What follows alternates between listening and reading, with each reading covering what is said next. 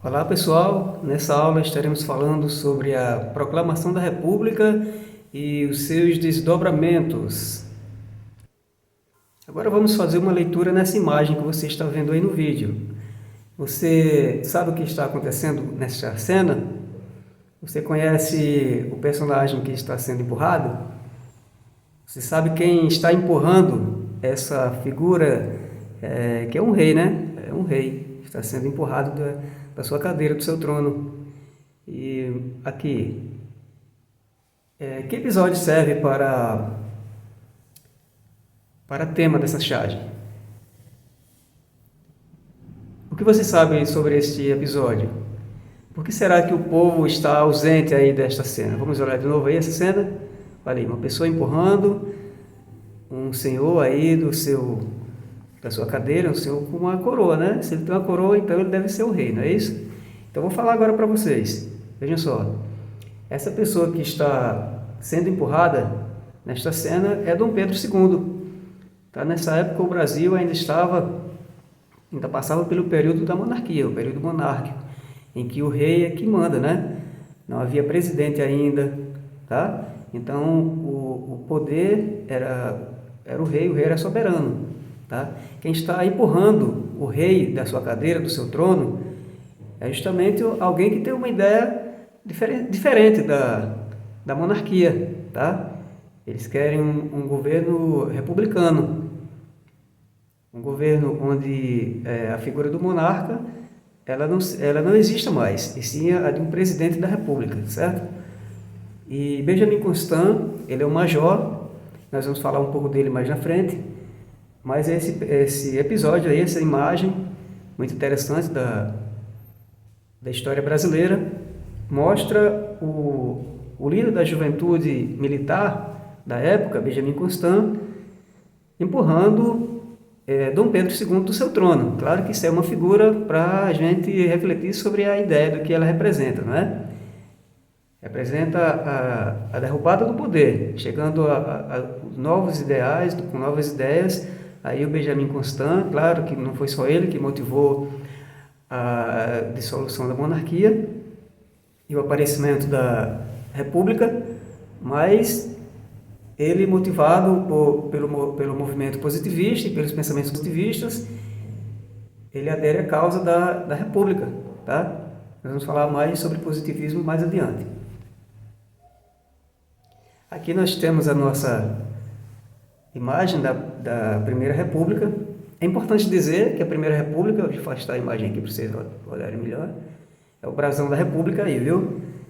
A Primeira República ela é conhecida também como República Velha, ou a Velha República. E ela se passa em dois períodos que nós vamos falar mais adiante, porque a gente também pode chamá-la de República da Espada ou República Oligárquica, ou República das Oligarquias. Tá? A oligarquia é um grupo de fazendeiros, né, industriários que mandavam no país, como hoje em dia a gente ainda diz que existem as oligarquias. Tá? São as pessoas que detêm os meios de produção, como a gente fala. Então nós temos aí a Primeira República, que teria sido proclamada, né, em 1889, e a Primeira República a gente considera esse período de tempo aí, de 1889 a 1930. Nós vemos aí ao lado esse senhorzinho barbudo aí, ó. Tá vendo aí? Deixa eu afastar o nome para você ver. Esse senhorzinho é o Deodoro da Fonseca. Ele foi o primeiro presidente do Brasil. Tá? Depois da monarquia, ele foi o primeiro presidente do Brasil e ele representa aí os militares no poder. Você está vendo um copo de leite, né? Também uma xícara de café, é o que vai representar a oligarquia do café com leite, tá? Onde Minas Gerais e São Paulo é quem domina a política brasileira nesse período. Claro que não são os únicos políticos que existem. O Rio Grande do Norte, o próprio Pernambuco teve participação importante, né? O Rio Grande do Sul. Agora acontece que apenas Minas Gerais e São Paulo é que tem a maioria dos parlamentares e também que dominam a política presidencial.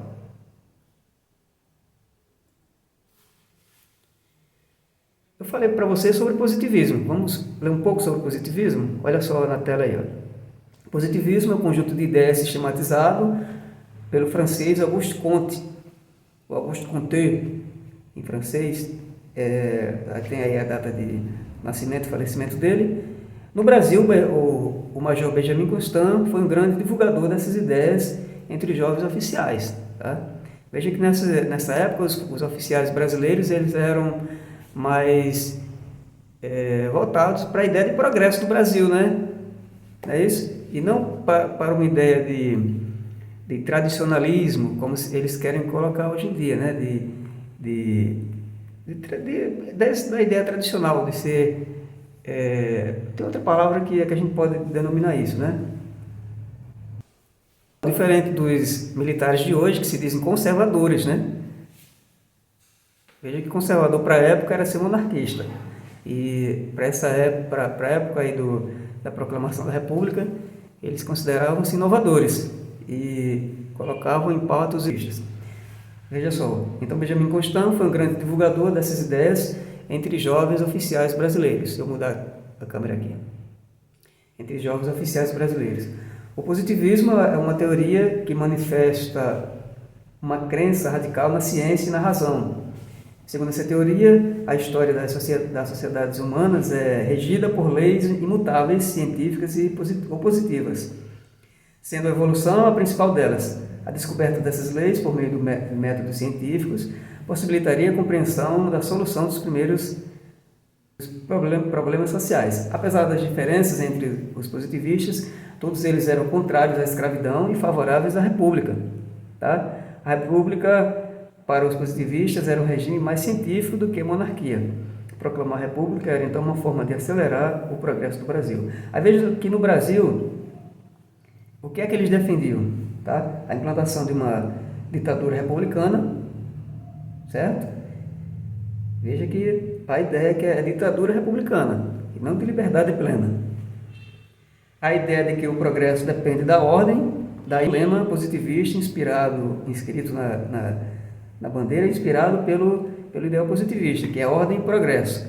Claro que esse dizer ele é mais abrangente do que isso daí, mas foi recortado um pequeno trecho, que é ordem e progresso, que é um dos lemas do positivismo. E a crença de que somente os militares poderiam salvar o país das mãos corruptas dos civis. Vejam só, eles defendiam a necessidade de uma república com um governo forte, cujo lema fosse ordem e progresso. Aí nós temos a imagem da primeira Constituição, né, brasileira. Veja que chamava-se ainda República dos Estados Unidos do Brasil. Tá? Ainda era também muito inspirado na ideia dos norte-americanos. Tá? A própria Constituição foi inspirada nela, na Constituição norte-americana. E eu devo dizer também que até a primeira bandeira da República, a bandeira brasileira, né? Ela foi inspirada muito fortemente na bandeira americana, como você pode ver aí nessa imagem aí. Ó. Essa foi a primeira bandeira do Brasil. Tá? Essas estrelas representam os estados brasileiros e as cores verde e amarelo, né? Azul e branco ainda estampados aí. Eles queriam mudar totalmente como era a bandeira da monarquia. Eles queriam se desligar da ideia da monarquia, né? Mas o que essa bandeira gerou somente foi a bandeira de São Paulo. Veja aí. A bandeira de São Paulo é totalmente inspirada nessa primeira bandeira da República, tá? Então a bandeira preta que você vê acima é a bandeira de São Paulo. E essa é a bandeira do Império Brasileiro. Veja que depois eles apenas colocaram um círculo ao centro, né? E espalharam as estrelas, que as estrelas elas têm um significado, que são as constelações, que a gente pode falar em outro momento. E gerou essa bandeira que nós temos aí hoje. Ó. São os nossos estados, o Distrito Federal nessa última estrela, aí acima da faixa Ordem e Progresso. Tá? Nós podemos fazer uma aula depois falando somente sobre a bandeira do Brasil.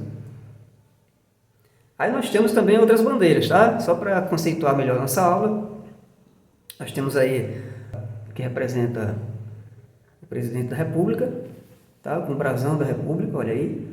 Então essa bandeira aí não, é do presidente da República, tá? Toda vez que o presidente da República está no palácio presidencial, essa bandeira é hasteada. E a bandeira aqui do vice-presidente, é isso aí, até o vice-presidente tem uma bandeira própria, tá? Claro que está desassociado da bandeira brasileira, viu, pessoal?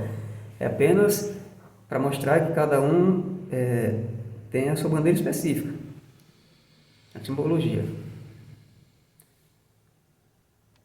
Agora nós vamos mostrar, eu vou mostrar para vocês as questões que geraram a Primeira República, tá? O que ocorreu para que os militares eles tomassem essa iniciativa de proclamar a República no Brasil. Então nós temos aí, ó, vou botar na tela. Nós temos aí a questão militar, eu não consigo tirar essa tela menor daqui, então eu vou movimentando, tá certo? Temos aí a questão militar. Veja que com a Constituição de 1824, o Império passou a controlar a Igreja por meio do que ele chama de beneplácito e do padroado. O beneplácito era o direito do imperador que tinha de aprovar as bulas papais. E a bula papal nada mais era do que a carta expedida pelo Papa contendo orientações escatológicas. Então, o imperador tinha que aprovar ainda isso aí, tá? Então, as orientações do Papa só entravam em vigor no Brasil se tivesse o consentimento do imperador. E já o padroado era o direito do imperador, tinha que nomear os bispos. Os bispos, inclusive, eles eram considerados funcionários públicos, tá? Recebiam, inclusive, salário aí do Estado brasileiro. Nós temos aí também a questão militar. Vejam só. A questão militar, eu posso até falar mais na frente um pouco para a gente detalhar sobre a questão militar. Mas nós temos a questão militar porque o imperador havia imposto várias sanções, né, aos militares, certo? Inclusive de assumir cargos públicos. Aí nós vemos aí no texto que a questão militar é o nome dado a uma série de atritos entre o governo e o Império Brasileiro, né? Perdão, entre o Exército e o Império Brasileiro.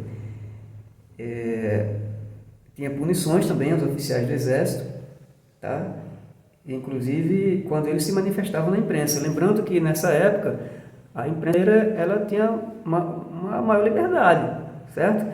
Na República foi que os militares foram impor regras para a imprensa, mas a imprensa tinha uma maior liberdade na monarquia. Nós temos aí uma punição que o imperador impôs a alguns militares, né? E veja só, vou ler esse trecho para vocês aqui, ó. Então, os oficiais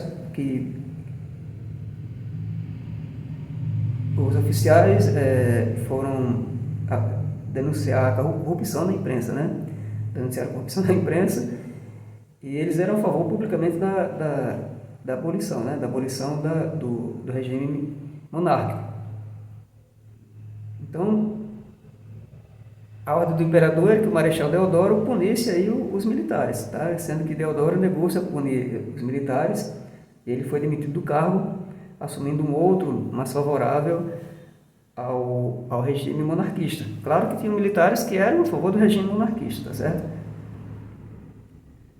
Então, Deodoro e Madureira decidiram viajar para o Rio de Janeiro, onde foram recebidos por outros oficiais. Entre eles estava o Benjamin Constant, que é aquele que estava derrubando, na imagem, né, naquela charge, derrubando Dom Pedro II da cadeira do seu trono, e ele era líder da mocidade militar. Aí nós temos aí outra questão, que é a abolição da escravatura. Essa abolição da escravatura, é importante a gente lembrar que os positivistas eram a favor da abolição da escravatura, mas os grandes fazendeiros, os oligarcas não gostavam muito dessa ideia, né? Que haviam vários fatores envolvidos, como eles se achavam que se houvesse a abolição da escravatura, eles estariam perdendo dinheiro, né? Porque o escravo era considerado um bem, era considerado um produto, ou mesmo um animal, tá? Muitos tratavam seu escravo dessa maneira, como animais mesmo, tratavam a pessoa humana como animais. Então, muitos positivistas Aliás, os positivistas eram a favor da liberação da escravatura e também da república. E os oligarcas, parte deles eram a favor da república, tá? Mas não queriam se desvincular da escravidão. Não queriam que houvesse a libertação dos escravos, que aconteceu quando a princesa Isabel assinou a Lei Áurea. Aí nós temos aí as fases que dividem essa primeira república, tá? Que nós podemos chamar de República Velha, que ela só vai ser chamada de República Velha depois de 1930, quando Getúlio Vargas assumiu o poder, que ele fala que tudo que passou é antigo e o que vem agora é o novo. E o novo seria a nova república, e a nova fase é o Estado Novo. Mas isso é mais pra frente que a gente vai falar. Então, a Primeira República, ela tem o seu início de 1889 a 1930. E isso aí é a Primeira República que nós chamamos aí, são duas fases que nós dividimos ela, tá? Vou mostrar aqui para vocês a República da Espada, de 1889 a 1894. E a República das Oligarquias, ou República Oligárquica, que vai de 1894 a 1930. Aí nós temos os principais pontos que marcaram a República da Espada. Nós temos, lembrando que a República da Espada se dá esse nome devido aos militares serem os comandantes do poder, tá? Ser o presidente da República e detém o poder, né? Eles que comandam o poder depois da monarquia. Nós temos aí o encilhamento como uma das medidas econômicas, tá? A gente chama de encilhamento. Na verdade, encilhamento é um efeito que se deu às novas mudanças que Rui Barbosa queria dar ao rumo da economia brasileira. E surge aí a especulação financeira. Então, tudo isso aí nós chamamos de encilhamento. Nós vamos detalhar mais na frente. Aí nós temos também a primeira Constituição da República, que foi de 1891, o federalismo. Tá? O Estado brasileiro passa a ser uma federação, tá? Não permite cisão, ou seja, não permite separação. Claro que nem antes da monarquia, na época da monarquia se permitia, mas agora menos ainda. E nós temos aí os três poderes, que são o Executivo, o Legislativo e o Judiciário. Tá? O Executivo, que é representado pelo Presidente da República, o Legislativo, que são os parlamentares, tá? Que são os senadores e os deputados. E nos estados também tem os seus representantes do Legislativo, que são os deputados estaduais. E no município, por exemplo, aqui na cidade, ou na sua cidade aí, nós temos os vereadores, tá? Que são representantes do Poder Legislativo. Então nós temos esses três poderes, Executivo, Legislativo e Judiciário, já constituído aí nessa primeira República, tá? E na primeira Constituição da República. Nós temos a separação da Igreja Católica do Estado, que significa o Estado laico, significa que o Estado não tem uma religião oficial, tá? As pessoas têm sua religião, mas o Estado não tem uma religião oficial. O Brasil, por exemplo, ele não tem uma religião oficial. Nós temos a padroeira do Brasil e tudo mais, mas isso, em tese, não significa que o Brasil é um país teocrático, né? Que teocracia seria o país em que uma religião manda, certo? Como lá a gente falou muito do Afeganistão, né? Que o Afeganistão ele é uma teocracia, onde a religião é quem manda. E nós temos aí o voto universal masculino também, tá? O voto universal não podemos dizer que era um sufrágio universal, porque mulheres nem negros não votavam, né? Ex-escravos, só votavam pessoas da elite, no caso aí, que tinham uma determinada renda. E o que representa mesmo a República da Espada é o fato dos militares no poder. Nós temos aí Deodoro da Fonseca, que assume o poder de 1889 a 1891, e nós temos Floriano Peixoto, que é chamado Marechal de Ferro, tá? Inclusive ele coloca o nome numa cidade brasileira, que é Florianópolis, né? Porque é uma cidade que resistia muito ao poder da recém-criada República Brasileira. Então, Florianópolis, né, é uma cidade que leva esse nome por conta de Floriano Peixoto. Aí nós vemos aí o período de Floriano Peixoto, que foi de 1891 a 1894. Aí nós vamos falar agora um pouco mais sobre essa política do encilhamento. Nós temos Rui Barbosa como ministro da Economia, o ministro da Fazenda, esse termo varia um pouco, né? O ministro da Fazenda e o ministro da Economia são as mesmas pessoas. Aí nós temos aí a política do encilhamento, que é o período de muita agitação financeira no Brasil. Aí nós temos aí o que significa, em linhas gerais, o encilhamento. Ele desejava, almejava que houvesse um aumento na industrialização do Brasil. Mas essa proposta, na verdade, provocou aceleração na inflação. O que era que acontecia? Muitos dos empresários, na verdade, a ideia era de que a Casa da Moeda pudesse produzir dinheiro, né? E emprestar esse dinheiro às pessoas que quisessem abrir uma empresa para alavancar a economia do país. Acontece que muitos criavam as empresas fantasmas, e vendiam essas empresas na Bolsa de Valores. Aí quando essas empresas aumentavam de valor, eles tinham o lucro, né, dessa venda. E já compravam outras empresas e faziam esse mesmo processo. E as empresas depois não iam para frente. Tá? Com isso, havia muito papel moeda em circulação e pouca riqueza sendo produzida no país. E por isso que a gente chama de encilhar, que é um termo que significa pegar o cavalo já selado, né? Como a gente chama aqui, o cavalo selado. E já montar nele, era isso que os especuladores faziam. Pegavam o dinheiro fácil, dinheiro que não era deles, montavam as empresas fantasmas e depois as vendiam. Então eles lucravam duas vezes com o dinheiro que era da República.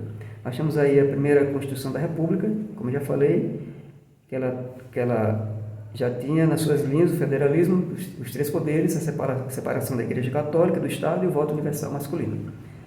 E aqui o governo de Deodoro da Fonseca e Floriano Peixoto, que são os militares no poder, que é a República da Espada. Aí nós temos agora a República das Oligarquias, que vai de 1894 a 1930.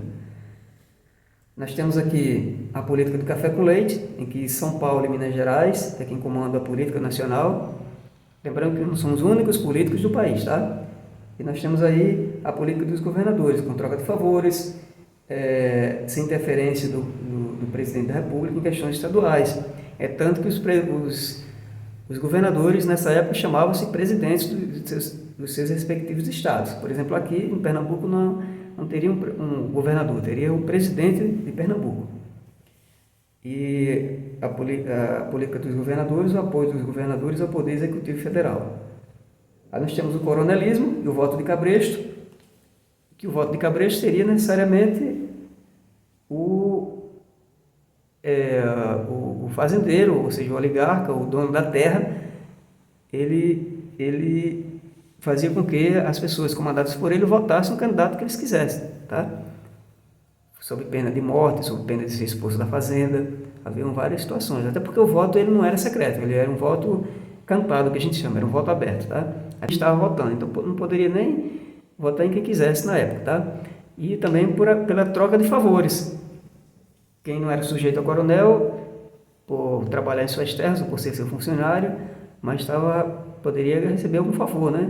A gente ainda conhece essas estratégias na campanha política de hoje, né? A gente também chama de coronelismo e também do voto de cabresto, quando um vereador, um candidato a prefeito, ele se acha o dono, né, das pessoas que estão ao seu entorno, né? Mas hoje, por exemplo, as pessoas que têm carro comissionado, geralmente elas se sentem oprimidas a votar em seu prefeito ou seu governador querem, né? Então nós temos aí o final da República Velha, ou da Primeira República, com a Revolução de 1930, em que Getúlio Vargas assume o poder, tá? Getúlio Vargas assume o poder em 1930, aí é uma outra história que começa no Brasil. Então é isso. Essa é a nossa aula de hoje sobre a Primeira República, tá? ou a República Velha. Espero que vocês tenham gostado e até a próxima aula.